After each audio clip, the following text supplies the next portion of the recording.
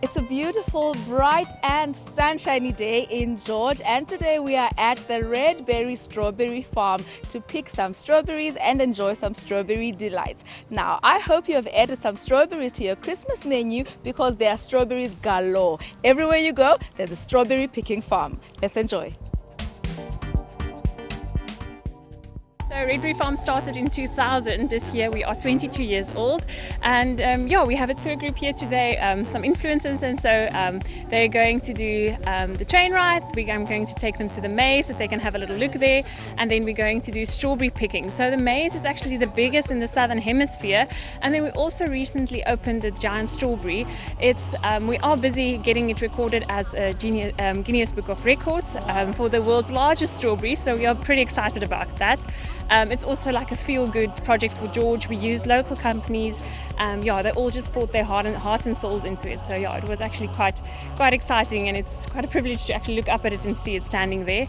You can go inside the giant strawberry and have a look over the strawberry fields and the Otaniko Mountains. It actually started off as a milk farm, so the owners bought it where it was a milk farm, and the farm store that we have today was the previous milk shed where they actually milk the cows. So it's incredible to look back and see how we transformed and how we improved and how we grow with what we have to offer today. So we have restaurants available, artisan eateries, activities for families and friends. Here's quite a lot of things to do for everyone.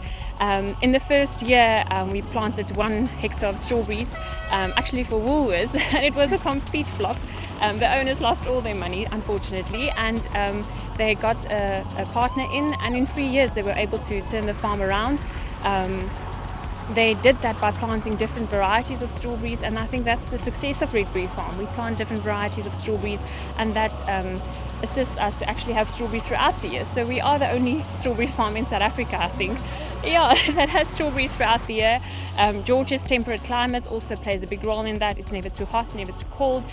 And I just think our farming practices plays a big role in why Redberry Farm has strawberries throughout the year. But now, what do you mean about different varieties of strawberries? I mean, strawberries? No, strawberries is not just strawberries. You actually get a lot of varieties, varieties that comes from different nurseries. So we have Californian varieties. I think there's an Italian variety. There's also Israeli variety. And also one from, I think it's Australia.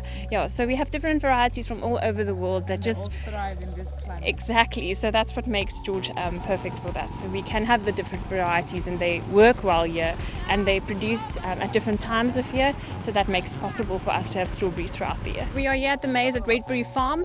So the maze is not your typical maze where you go in, walk in circles. So the maze is actually, there's 10 stations in here. 7 of them have stamps. 3 of them is a little bit of a dud station to throw you off your track. So if you get all 7 stamps, at the end of the maze you actually get a badge. So this can take you about half an hour to an hour. You can get lost in here. We've had people that has been lost for almost 3 hours, but they called us and we did come and fetch them. So luckily they weren't missing persons, but we got them. Inside the maze there's also a 20-meter underground tunnel, so you have to go through the tunnel to be able to get your next stamp. So it comes with some obstacles. It's not an easy maze, but like I said, this is the biggest maze in the southern hemisphere. The maze also makes up of 30,000 hygenia trees that we planted in 2010, and we were only able to open it in 2013 as it took 3 years to grow to be quite thick so that visitors can't see each other through the hedge, also don't break through. We were quite proud to open it in 2013, and next year we're celebrating 10 years of the hedge maze. We've had I think a couple thousand visitors going through here. If you stand here in the middle, you will see from the drone footage, and so you're actually standing in the middle of a strawberry. So it's a strawberry shape here, and then you have the deck where you can look out. The strawberries here are sweet and ripe all year round. You really want to go to the Western Cape. It's so lovely.